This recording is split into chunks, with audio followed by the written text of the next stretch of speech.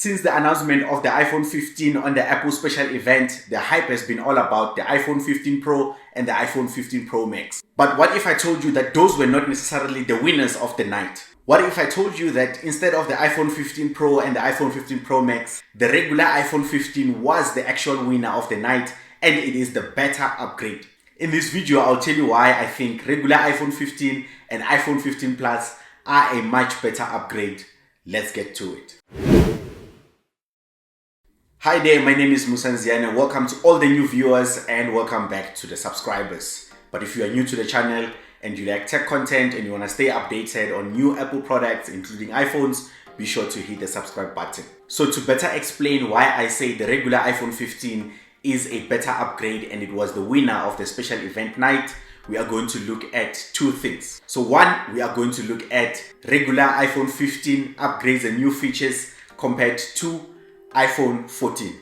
Then two, we are going to look at iPhone 15 Pro and 15 Pro Max new features and upgrades compared to iPhone 14 Pro and 14 Pro Max. By looking at these features, we are going to see which iPhone actually got significant upgrades. So first, let us look at the top new features on the regular iPhone 15 and the iPhone 15 Plus. One, we have the build and the design. So in terms of build and design, the regular iPhone 15 has been revamped and refreshed. Now it has a color-infused glass back, rounded edges, and it makes it more durable and make it look and feel more premium.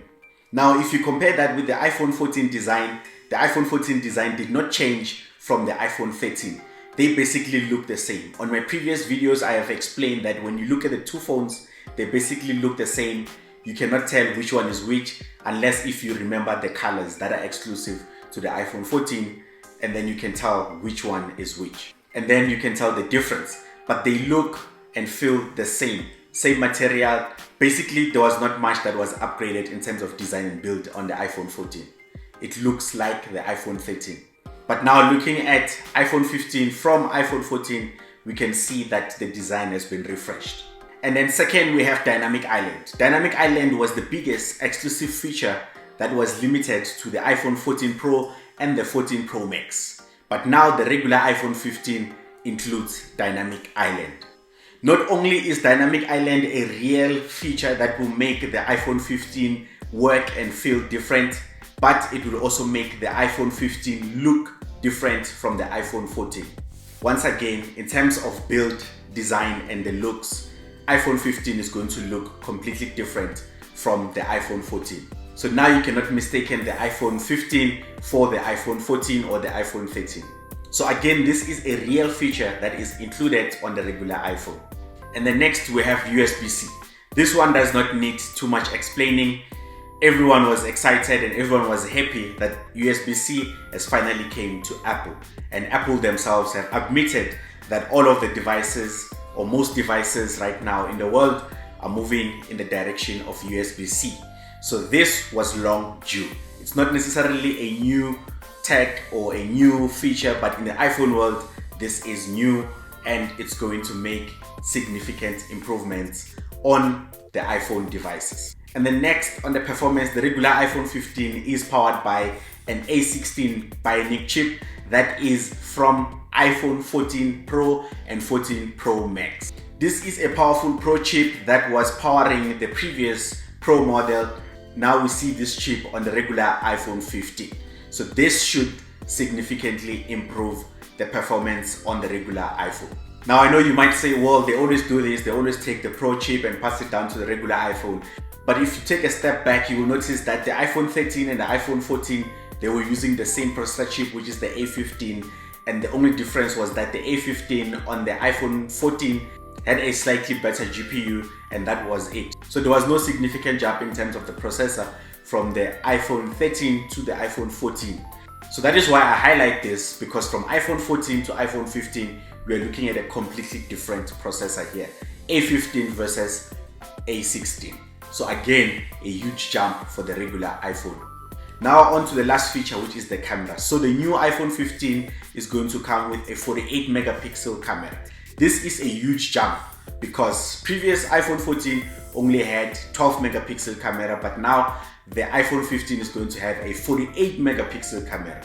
Just by looking at those two numbers, 12 versus 48, you can already see the difference there in terms of the camera improvements. And if you add the new generation portraits and the ability to take 4K videos in cinematic mode, that makes a big jump from the iPhone 14 to the iPhone 15 in terms of the camera quality.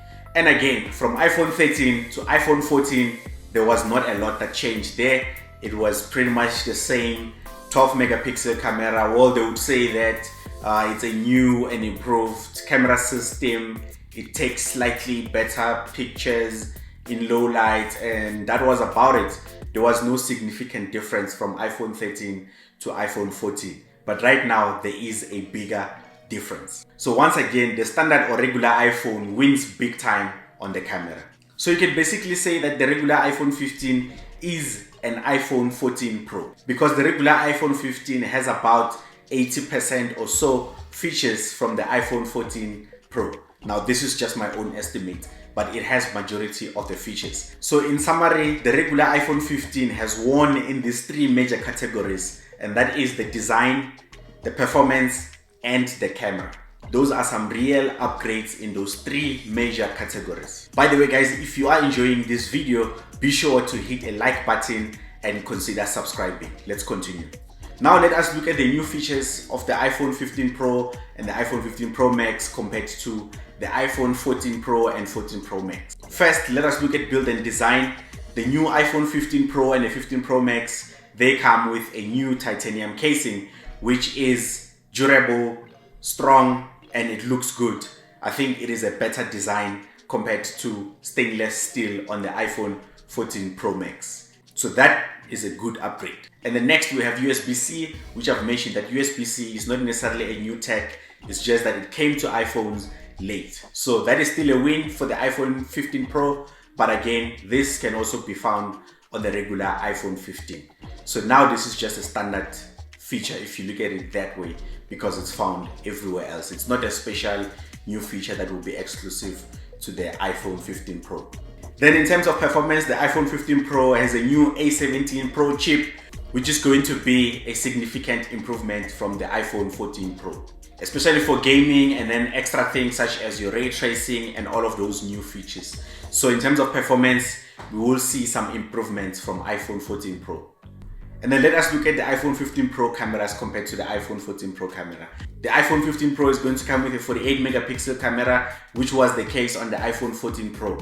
So slight improvements. Obviously, the iPhone 15 Pro's camera is going to have better apertures, better focal length, and I think one of the biggest improvements was the zoom options. So the iPhone 15 Pro is more superior when it comes to zoom options and the focal length there compared to the iPhone 14 Pro. So that is a good upgrade from iPhone 14. And then we have action button. So action button, I think it's a cool feature because it allows you to customize your mute button, add shortcuts, and add a way to access features that you use the most quicker. But I'd say that is almost like a cool feature and an add-on that you don't necessarily need in a way, because it just enables the same apps and the same things that you can still do on the phone. It's just that now you get a way to access these actions quicker. But it is a cool feature that is not found on the iPhone 14 Pro. And again, yes, new generation portraits, which you can also see that is available on the regular iPhone. And that is about it in terms of the significant differences there. And then if you look at all of the other features that I mentioned on the regular iPhone 15, on the iPhone 14 Pro, they were already there. So meaning that whatever we see on the iPhone 15 Pro, things such as the dynamic island, it was already available on the iPhone 14 Pro. So it's not anything new in terms of the Pro phones. Refresh rate, the 120 refresh rate was already available on the iPhone. Even the iPhone 13 Pro and the iPhone 13 Pro Max already had the 120 variable refresh rate. So those are things that are not necessarily new on the iPhone Pros. So in summary, iPhone 15 Pro has some good new features and upgrades from the iPhone 14 Pro, but I just don't think that those features have the same weight and the same significant improvements when you compare them to the improvements that we see on the regular iPhone 15. So I think if you look at the number of features and how significant those features are, the regular iPhone 15 has won more if you compare it to the 15 Pro. That's why on my previous video I also mentioned that if you use an iPhone 14 Pro Max, you don't necessarily have to upgrade now, unless if, like I said, you're a photographer and you want to benefit from the transfer speeds on the USB-C 3. So that is why I say regular iPhone 15 is the real winner here. Because if you take two people, the one person is upgrading from iPhone 14 Pro and the other person is upgrading from iPhone 14, the one that will see more new features and more significant features is the one that will be upgrading from the regular iPhone 14 to the regular iPhone 15. The one on the Pro, yes, they will see some improvements, but I don't think there will be big improvements because half of the things are already available on the iPhone 14. Even the power, even the processor is just a slight jump. But again, obviously, all the hype will be on the flagship, which is the iPhone 15 Pro and the iPhone 15 Pro Max. So we've come to the end of this video. So let me know, what do you think? Do you agree with what I said here? If you don't agree, that's okay. Just comment and then let me know why you don't agree. If you think the Pro Max is a much better upgrade. And again, if you like tech content and you want to stay updated, especially on Apple products, be sure to hit the subscribe button. And if you enjoyed this video, be sure to give it a thumbs up. I'll catch you on the next video.